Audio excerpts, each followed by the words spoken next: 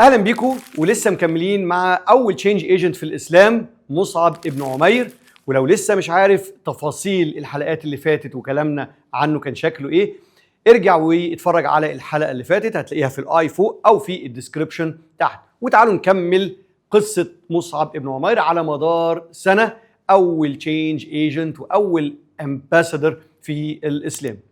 واحدة من المواقف الرائعة اللي بينت قد ايه هو عنده قدرة على الكوميونيكيشن والانفلونس والنيغوشيشن والايموشن انتليجنس والتعامل مع ديفرنت ستيك هولدرز، وخاصة لو كانوا ريزيستنت ستيك هولدرز معارضين للفكرة، وازاي يتعامل معهم بمنتهى السلاسة. مش بس كده، وكمان هو اللي يكسب القعدة كلها. ايه اللي حصل؟ اللي حصل ان كان مصعب ابن عمير واسعد ابن زرارة الاتنين قاعدين مع بعض مع مجموعة كبيرة بيكلموهم وبيعمل لهم بيتشنج للاسلام وايه هو الاسلام والى اخره. واذا اللي بيحصل ان في واحد جاي عليهم بسرعة اسعد ابن زرارة بيفهم مصعب ابن عمير: خلي بالك من الشخصيه اللي جايه الشخصيه اللي جايه دي من الشخصيات القياديه في المجتمع. اوبا، ده مش شخص عادي. مش بس كده، ده الدخله بتاعته واضح قوي ان هو ريزيستنت ستيك هولدر. لا، انا مش عاجبني اللي بيحصل، انا جاي اخلي القعده دي تتفض وتبقى مش موجوده. مين الشخصيه دي؟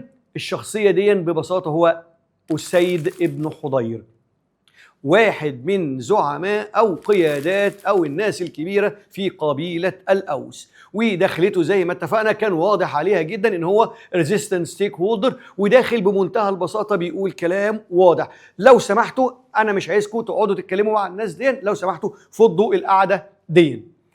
وبما ان مصعب بن عمير كان سامع بسرعه خلال ثواني تفاصيل الشخصيه اللي داخل عليه دي، استعد وجهز بسرعه للرد عليه، وقال له بمنتهى البساطه: طيب ايه رايك ما تقعد تسمع اللي انا بقوله، لو الكلام ما عجبكش انا هقوم وامشي خلاص عادي، مفيش اي مشكله والله. فبدا يتعامل معاه وبدا يابزورب الريزيستنس داخل عليه ريزيستنس ستيك هولدر، بدا هو يابزورب الريزيستنس بايموشنال انتليجنس في منتهى الروعه. والنتيجة خلال دقايق، مش أكتر من دقايق، أسيد ابن حضير اللي كان ريزيستنس ستيك هولدر بيتحول إلى واحد من القاعدة الكبيرة للمؤمنين في المدينة أو في يثرب، لسه ما كانش يتغير اسمها. طيب، وهل سكت؟ لا، ده بسرعة بدأ هو يحاول يساعد. طب هيحاول يساعد إزاي؟ راح اتكلم مع واحد من أهم القيادات وهو سعد ابن معاذ قائد الأوس، وبطريقة أو بأخرى بدأ يحركوا ناحية القعدة. والناس بص دي ناس بتتكلم كلام غريب، فروح انت تشوف اتصرف معاهم ازاي، ما معناه الكلام بالطريقة دي. وداخل برضو سعد ابن معاذ بنفس الاتيتيود تقريبا، ريزيستنس ستيك هولدر جاي علشان الموضوع مش عاجبه، ونفس الرد ونفس الابزوربشن اللي حصلت. طيب ايه رايك لو قعدت اسمعني، والله لو الكلام ما عجبكش انا مستعد اقوم واسيب القعده تماما. وايه اللي يحصل؟ برضو خلال دقايق يدخل سعد ابن معاذ الاسلام. ايه اللي احنا بنتكلمه دون؟ ايه اللي احنا بنحكيه دون؟ لا، احنا مش بنحكي مجرد حدوته يا جماعه، احنا بنتكلم عن ناس عندها مهارات واساليب قياديه واداريه قويه جدا. يعني ايه انا اقدر احول اريزيستنت ستيك هولدر بالباور بتاعه، بالانفلونس بتاعه، بالاتيتيود بتاعه، الى شخصيه متقبله للفكر بتاعي وقادر يبقى بارت اوف الكوميونتي بتاعتي.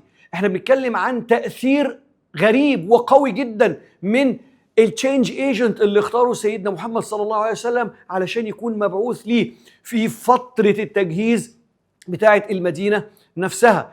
احنا بنتكلم عن اختيار فوق الروعة. سيدنا محمد صلى الله عليه وسلم ما كانش بيختار اختيارات جزافية، لا، بصوا على الاختيار وبصوا على التأثير وبصوا على الشغل على الارض شكله ايه، بصوا على السكيلز، بصوا على البرفورمانس، بصوا على كل حاجة. احنا مش بنتكلم عن اختيار بسيط زي ما قلنا قبل كده، مش اختيار لحد فاضي دلوقتي يلا شيل الجباية دي او شيل التاسكاية دي، لا، ده في سيلكشن كرايتيريا قوية اتبنى عليها اختيار الشخصية دي، حد فاهم كويس هو بيعمل ايه، حد خلال شهور قدر يغير شكل المجتمع، قدر يبني كوميونتي. فكان جزء من اللي هو عمله يس كوميونتي ديفلوبمنت، هو قدر يبيلد كوميونتي كامله. مش بس كده، ده قدر يعمل كالتشر ترانسفورميشن. احنا مش بنتكلم عن مجرد تغيير عادي، احنا بنتكلم عن تغيير معتقدات داخليه، احنا بنتكلم عن كالتشر ترانسفورميشن، مش مجرد تغيير فيه انا بتعامل ازاي او بعمل ايه بطريقه مختلفة. احنا بنتكلم عن developing infrastructure حقيقية، الانفراستراكشر اللي بعد شوية هيتبني عليها دولة كاملة. فاحنا مش بنتكلم عن شخص عمل تشينج طبيعي او عمل تشينج عادي، لا احنا بنتكلم تاني يا جماعة. وشوفوا والثلاث كلمات قوتهم وتأثيرهم ومحتاجين مجهود شكل ايه. بيديفلوب كوميونتي، بيعمل ترانسفورميشنال تشينج، وبيديفلوب انفراستراكشر هيقوم عليها المشروع. وكأن اللي بيحصل دون هو بايلوت بروجكت. احنا ممكن ناخد الكلام ده بمنتهى البساطه، يس اتس ا بايلوت بروجكت. شخص دخل وبدا يمبلمنت، بدا يديبلوي، بدا يشتغل على الارض، ولكن على سامبل صغيره، على بايلوت صغير، على سمول بروجكت، علشان يقدر يطلع الاستراتيجي الكامله، ويقدر يطلع الابروتش الكامل اللي هينجح الريال بروجكت ليتر اون قدام شويه لما نشوف خطوه الهجره نفسها. كل ده كان استعداد، كل ده كان جزء من ملامح تخطيط الهجره. الموضوع مش هجره الرسول صلى الله عليه وسلم من مكه الى المدينه، لا احنا بنتكلم في بريباريشن حصل على مدار سنين عشان المشروع دون ينجح. سيلكشن كرايتيريا لناس تقدر تنزل على الارض وتطلع لي انا نتائج. امباسادورز قادرين يشيلوا معايا الليله. في الاخر احنا وصلنا لمجتمع متغير بالفعل، حصل فيه ترانسفورميشن.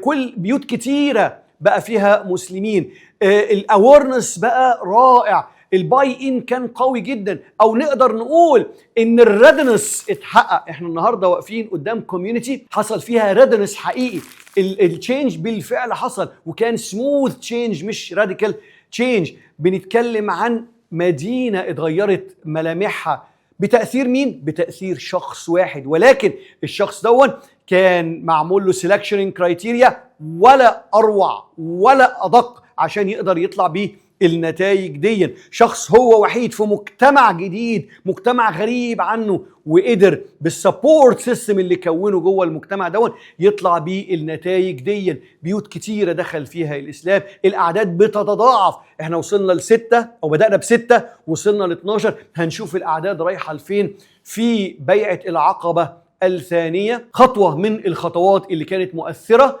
رحلة مش سهلة، ولسه الرحلة مستمرة، لسه التشينج بيحصل على الأرض، ولسه رحلة الإدارة شغالة، لسه رحلة الهجرة بدأت ب6، وهنشوف هتوصل لفين مع باقي الأحداث. شير الحلقة وشير الحكاية وشير البودكاست عشان نقدر نوصل الوعي لأكبر عدد ممكن حوالينا.